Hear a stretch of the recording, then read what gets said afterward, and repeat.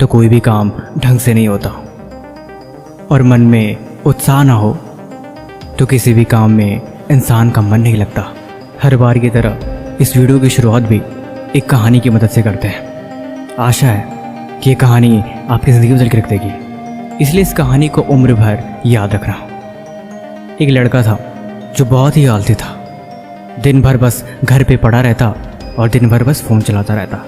घर वाले उसे बहुत समझाते कि तू पढ़ाई कर, किसी काम धंधे पे ध्यान दे, और कुछ नहीं मिलता तो जाके बाहर किसी काम की तलाश कर। लेकिन किसी के समझाने पे भी उसे कोई असर नहीं होता। उसका ये मानना था कि तकदीर में लिखा होगा तो ज़रूर पूरा होगा, मेहनत करने से यहाँ पे कुछ नहीं मिलता। एक दिन घर वालों ने उसे बहुत सुनाया। गुस्से में आके वो घर से बाहर निकल गया और बोला, आज के बाद जब तक मैं कामयाब नहीं हो जाता इस घर पे कदम नहीं रखूँगा। मैं तुम लोगों पे बोझ बन गया हूँ, इसीलिए आज इस बोझ को ख़त्म कर रहा हूँ। उसके पापा ने उसे बहुत समझाया, लेकिन गुस्से में वो घर से बाहर निकल गया। घर से बाहर निकला, थोड़ी दूर जाते जाते उसे थकावट लग गई। अब उसे भूख प्यास भी लग रही थी, लेकिन गुस्से में वो बस चला ही जा रहा था। चलते चलते वो रेगिस्तान में जा पहुंचा और रेगिस्तान के बीचों बीच जाके फंस गया। जब उसने दूर नज़र दौड़ाई तो उसे दूर दूर तक बालू और रेत के सिवा कुछ दिखाई नहीं दे रहा था। न कोई पेड़, न कोई जानवर, न कोई इंसान, न किसी भी तरह की खाने पीने की चीज़। शाम हो गई और उसकी भूख भी धीरे धीरे बढ़ने लगी।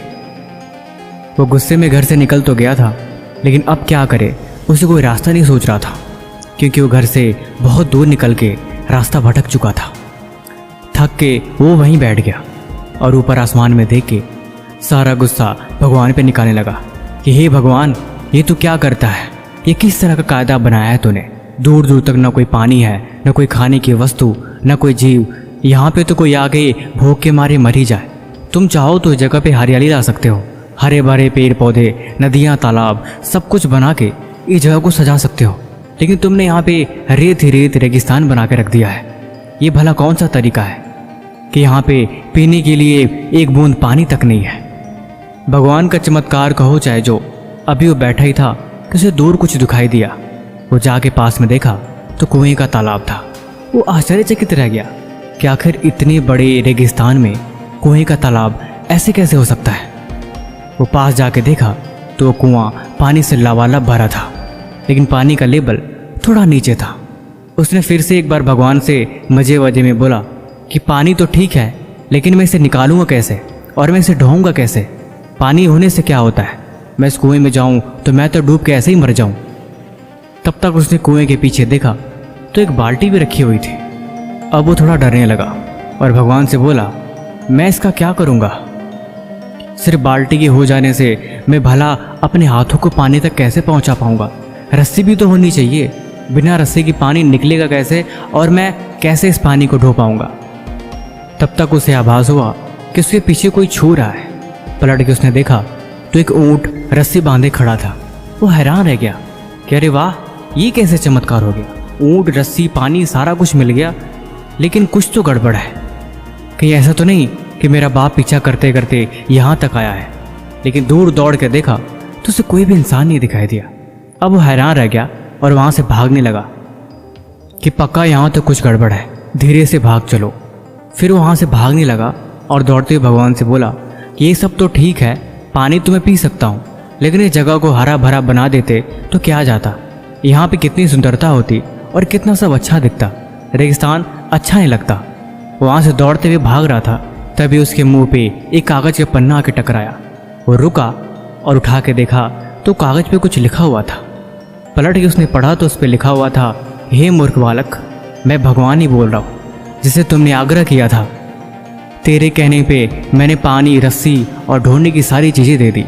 तू अगर चाहे तो इस पानी की मदद से यहाँ पे हरियाली ला सकता है, पेड़ पौधे लगा सकता है, और धीरे धीरे करके ये सारा जंगल में बदल जाएगा।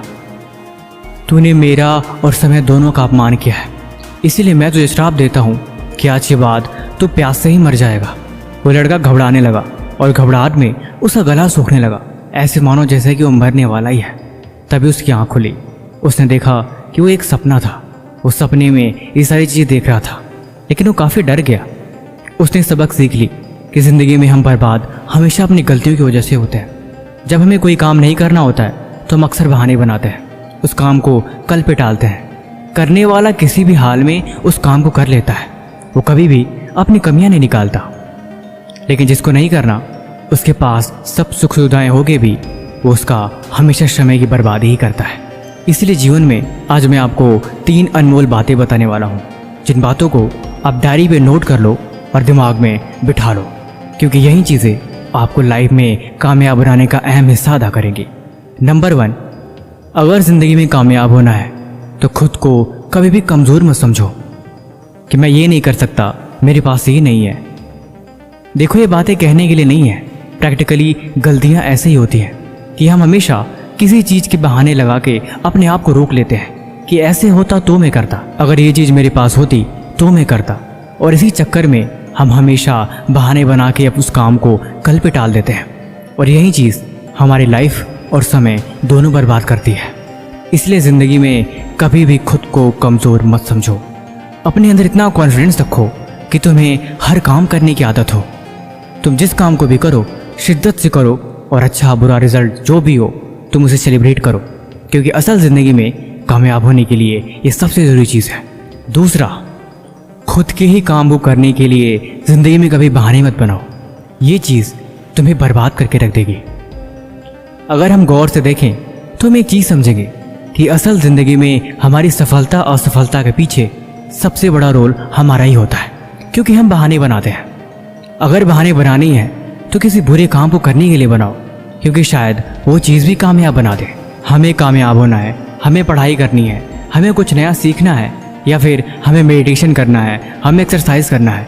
जब भी हम कुछ अपने आप को हैवी काम देते हैं तो अक्सर हमारा दिमाग बहाने बनाता है, और जो लोग इस बहाने के चक्कर में आ गए उनकी लाइफ बर्बाद हो जाती है।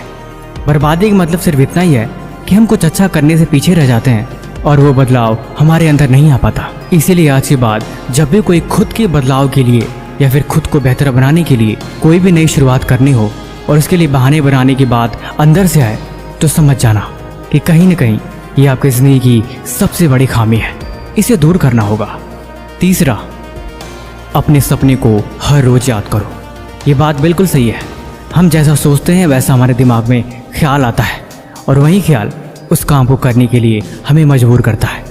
इसीलिए हर दिन, हर पल, हर समय जब तुम लाइफ में डीमोटिवेट हो जाओ, खुद के सपने को याद करो। कभी भी जीवन में अपने मकसद मत भूलो, क्योंकि जिनको अपना मकसद याद रहता है उनके पास ये कभी दो बहाने आते ही नहीं।